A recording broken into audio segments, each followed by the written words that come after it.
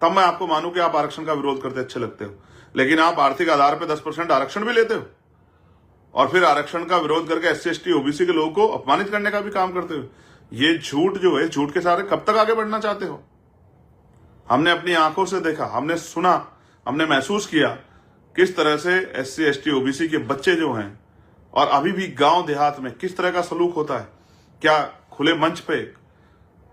कोई deputy chief minister कह देता है, सैन समाज को नव्वा कह देता है, नव्वा अपनी बात को रखते हुए, नव्वा समाज किस तरह अपमानित करने का काम करते हैं। आप कश्यप नहीं कहते हो, आप झीवर कहते हो हमारे लोगों को अपमानित करने के। आप प्रजापति नहीं कहते हो, आप कहते हो कुमार। जानबूझ के आप हमारे लोगों को अपमानित करने का काम करते हो, जानबूझ के। आप यादव नहीं कहते हो, आप कहते अहीर। जानबूझ के आप जो है हमारे लोगों को, जानबूझ के आप जो है पिछड़े वर्ग के, पिछड़ी जातियों के बच्चों को, शेड्यूल कास्ट के लोगों को, ठीक है, आप जानबूझ के जो है जाति के आधार पे, और नाई के, ओ खटीक के, ओ झीवर के, ठीक है, इस तरह से आप जो है आज भी गांव देहात से लेकर पढ़े लिखे लोग जो अपने आप को पढ़े लिखे कहते हैं, किस तरह से जो है वो बढ़ई के, विश्वकर्मा समाज को बढ़ई के कह के आप जो है आप अपमानित करने का काम करते हैं। क्या हम नहीं जानते हैं? हम इसी सामाजिक व्यवस्था से निकल के यहां तक आए, हम ग्रामीण पृष्ठभूमि के लोग, हम जानते हैं कि आप किस तरह से जो है हमारे जो है दलित पिछड़े समाज को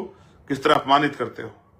आप आज भी जो है हमारे पढ़ लिखने के बाद आप उनको जो है सम्मान से नहीं उनका नाम ले पाते हो। ये सब हम लोग देख रहे हैं और मैं धन्यवाद दूंगा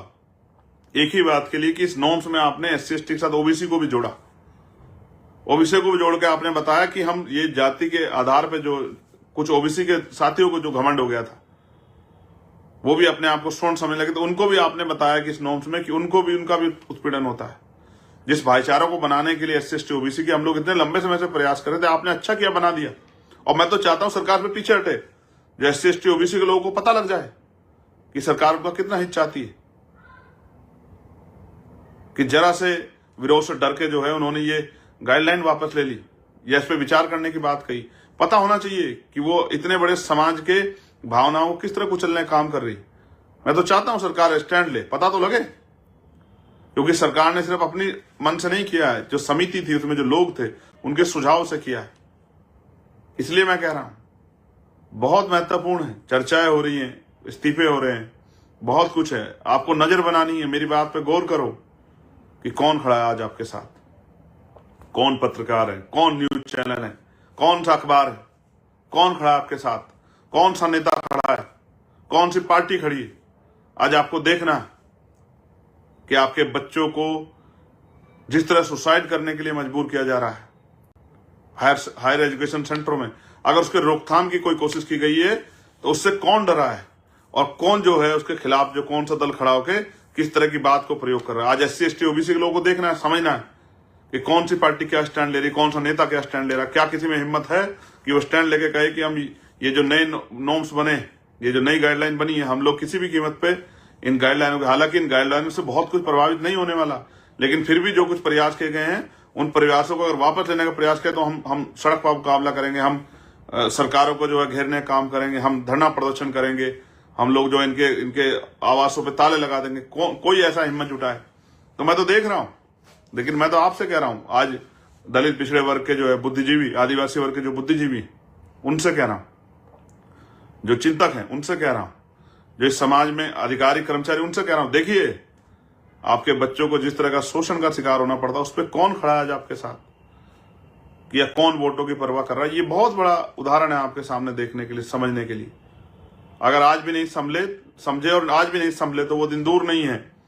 कि कल फिर किसी पायल तड़वी को, रोहित वेमुला को, डेल्टा मेघवाल को जातीय भेदभाव कारण आपके बच्चों को, आपके जो हैं टॉपर्स हैं, उनको जान देनी पड़ेगी। मैं बहुत चिंता में था, मैं सोच रहा था आपसे बात करूं, क्योंकि जब से